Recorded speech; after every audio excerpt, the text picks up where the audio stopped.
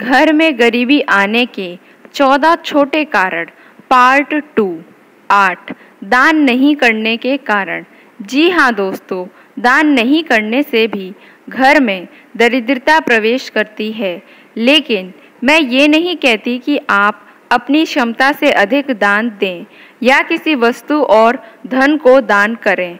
बस आप अपनी क्षमता के अनुसार दान दीजिए और अन्न दान करें।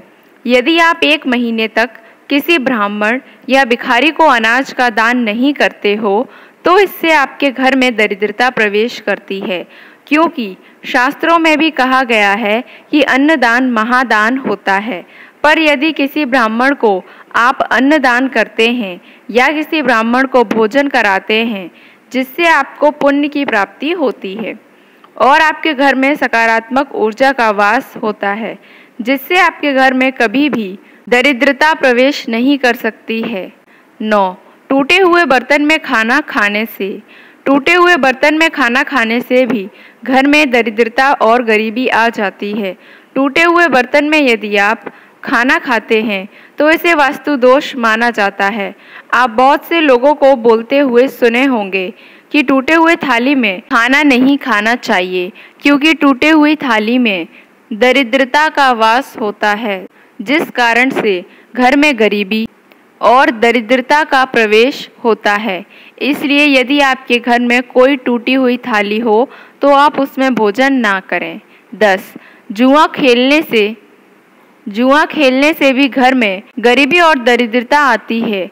आजकल बहुत से लोगों को जुए की लत लगी हुई है।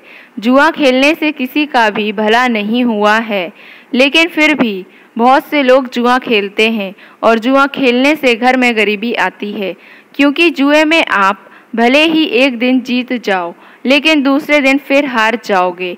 इसलिए यदि आपको जुए की लत है, आप भी जुआ खेलते हैं, तो जुआ खेलना बंद कर दें। 11 घर में साफ सफाई नहीं रखने से। जो अपने घर को साफ नहीं रखते हैं, अपने घर में साफ सफाई नहीं करते हैं और उनका घर गंदा रहता है तो उस घर में दरिद्रता और गरीबी आती है, क्योंकि जो घर साफ नहीं रहता उसमें लक्ष्मी प्रवेश नहीं करती हैं। उस घर से लक्ष्मी चली जाती हैं और उसके विपरीत दरिद्रता का वास होता है। और जिस घर में दरिद्रता का वास होता है उस घर में गरीबी आ जाती है।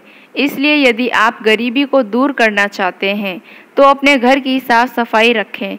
इसके साथ ही अपने घर के अगल बगल भी साफ सफाई रखें, जिससे आपके घर में लक्ष्मी का प्रवेश होगा और आपकी गरीबी दूर होगी।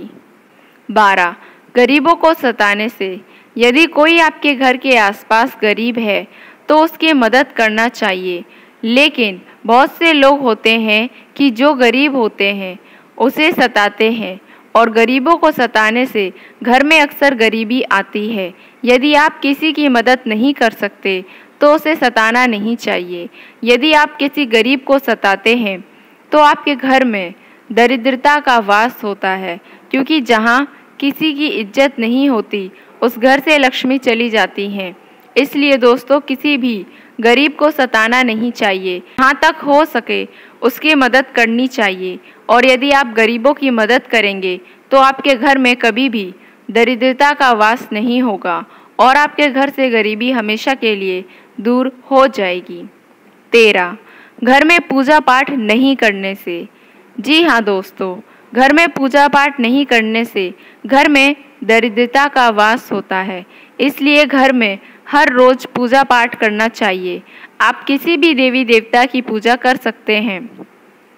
घर में आप शंकर भगवान, विष्णु भगवान, माता लक्ष्मी, गणेश जी जैसे अनेकों देवी देवताओं की प्रतिमा या फोटो लगाकर रोजाना उनकी पूजा करनी चाहिए, क्योंकि ऐसा कहा जाता है कि घर में पूजा पाठ करने से घर से दरिद्रता दूर होती है और लक्ष्मी का वास होता है।